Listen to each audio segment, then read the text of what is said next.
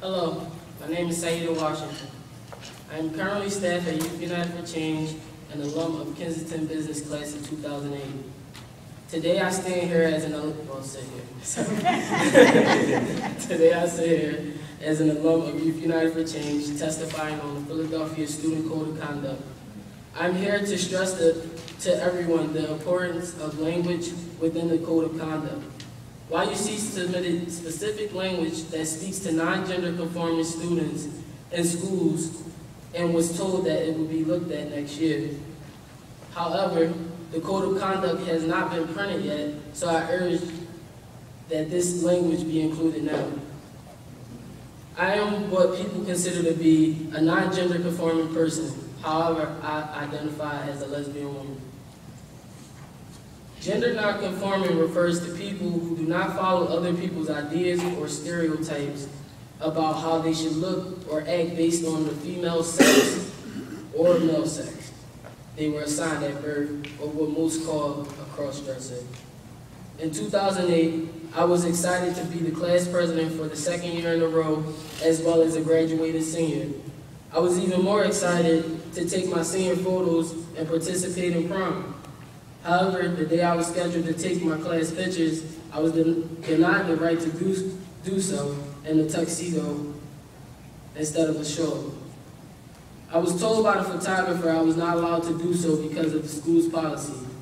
I then went to my senior advisor and told her the situation, and she said that it must be the photographing studio's policy, and sent me to the principal as I demanded that I be allowed to take my pictures with my choice of clothing. I then get to the principal and I explained the situation again, and she said, "Honey, I am sorry, but I can't allow you to take your pictures due to district policy.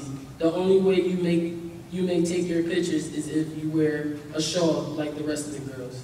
At this point, I no longer wanted to take my pictures anymore after I realized that I was clearly being discriminated against based on my sexual orientation.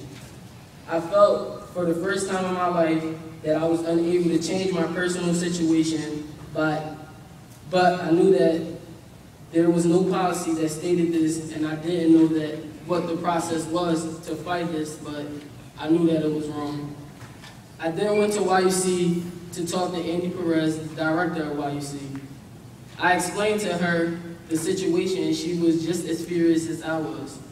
She called a civil lawyer and a few other people for legal advice on how to approach the situation.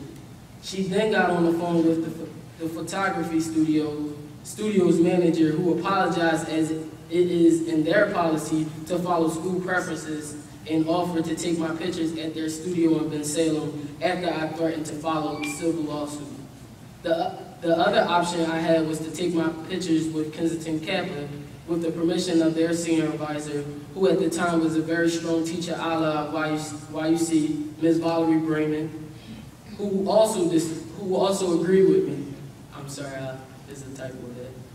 She then came to my defense and told my principal that I would be taking my pictures with Kappa, and our yearbook print date had to be postponed until I had my picture inserted.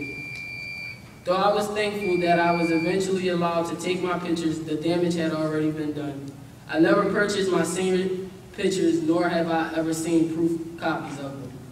I do have the privilege of seeing me in my yearbook as I appeared in the school due to me standing up for my own rights. So I ask you, what about the student who doesn't have the same confidence?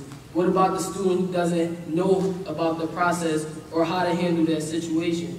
Do we ignore them, or do we say it's okay, it is your right to be you and not live up to any stereotype that you are faced with? So I think we can all agree that language is very important here when it comes to gender nonconforming students. I demand to see language that speaks specifically to gender nonconforming students in the Philadelphia Student Code of Conduct. Thank you.